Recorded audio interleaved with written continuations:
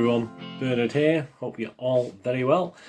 Please welcome to my film and TV channel. Today we're going to have a look at a film that's quite that new that I haven't got anyone else's ratings. So it's going to be an interesting one, isn't it? So you're just going to have to rely on my little thoughts on this one. And it's a film called The Dig. Please, if you're new to the channel, push that subscribe button, push the bell notifications, and make sure your notifications are set to public as well.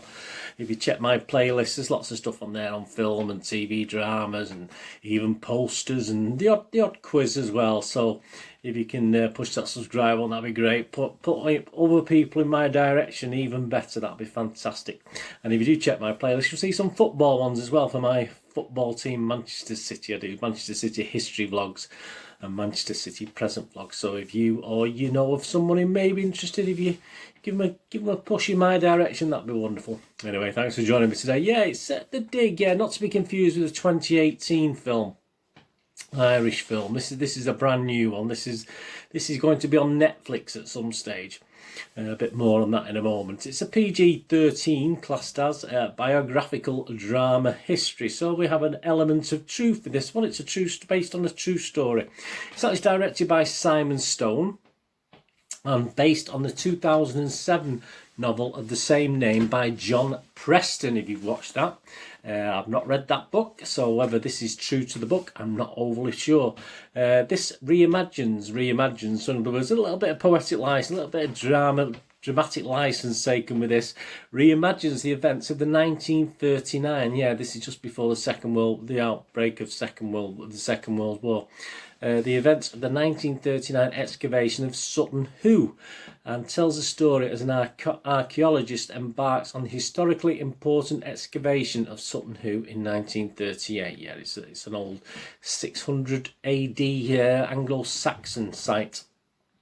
This stars Carey Mulligan, Ralph Fiennes or Ray Fiennes, Lily James, Johnny Flynn, Ben Chaplin, Ken Stott, Archie Barnes and Monica Dolan. So an interesting, mainly British cast in this one. And Nicole Kidman was actually earmarked to play for the role that Carey Mulligan took over. And I can honestly, having watched the film, I can see her in that part, to be honest with you. It sort of would have been made for her. But Carey Mulligan does a pretty good job. But yeah, she had to drop out due to scheduling conflicts, unfortunately, Nicole Kidman. It's scheduled to be released, a limited release, on the 15th of January 2021. A couple of theatres or some theatres around the UK.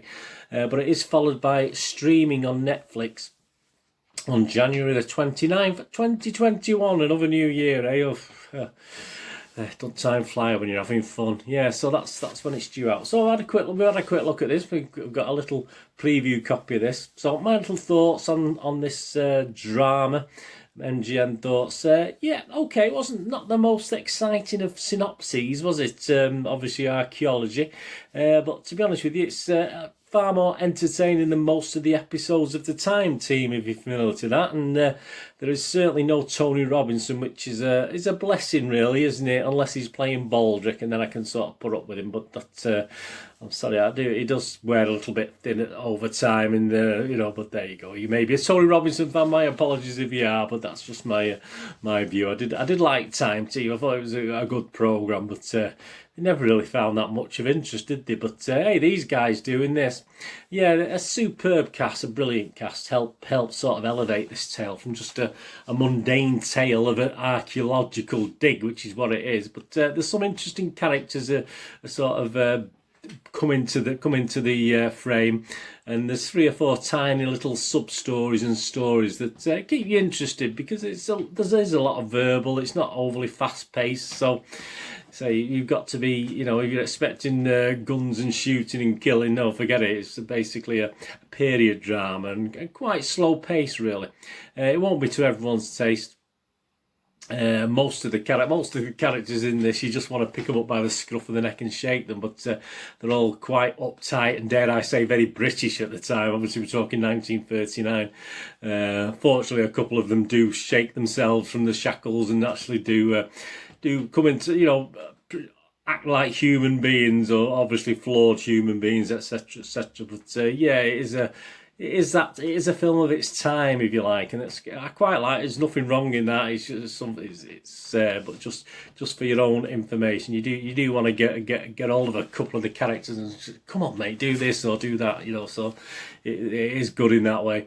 Yeah, I mean, Simon Stone, I think he's pretty inexperienced as a director. I think he's done a couple of documentaries. He might have done a couple of theatre productions. Well, I think he does an okay job with this. I mean, how close to the novel, as I said, it is, I'm not overly sure. I may go back. It's one of those things that makes me want to go and find out a little bit more about this. And obviously, reading the novel, I might go back and either listen or read the novel at some stage. But it might be quite interesting. But I'm sure if it's a total waste of time, nothing like the novel, then we'll get to know that obviously in the coming weeks.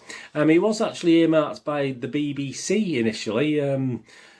To do, and it has that BBC feel to it, and it's obviously was moved to Netflix. In all fairness, some of the dross that I do see on Netflix that they churn out, unfortunately, a lot of foreign language stuff as well that's dubbed. This will be a welcome addition in the new year, I think, 2021. At least it's something a little bit more. I don't know, just I wouldn't say better, but I mean, yeah, I mean Netflix. They do produce some okay stuff, but a lot of the stuff is pretty naff. And as a period drama go, this isn't bad at all. It does have a bit of a theatrical feel to it, which might be because of the director's obviously previous exploits, I'm not sure. But it still comes over well on screen, so there's some nice cinematography. The filming takes place in Suffolk, near to the original Discovery site, so that adds a little bit of authenticity as well. And let's be honest about it, it is a small snapshot probably of rural Britain and the classes, the upper classes, the middle classes, the working classes. It is a small snapshot of rural Britain on the eve of World War II, which is what it is, and it's certainly worth a watch for people who do like this sort of period drama. And I enjoyed it, yeah, because I like that sort of thing. I like all genres, but yeah, it did particularly feel to me, and certainly the acting was excellent. Even down to the youngest member of the cast was very, very good. So that does help in these sort of British drama-based things. So yeah, my little rating today, I'm going to give it a little bit better than watchable. I'm going to give it a nice, healthy MGN Berners rating of 6.5 out of 10 because I quite like this. I thought it was, say, without being didn't set the old pulse racing, but it was a good little watch. The poster. A bit boring, the poster, I must admit. I'm not overly impressed with the poster.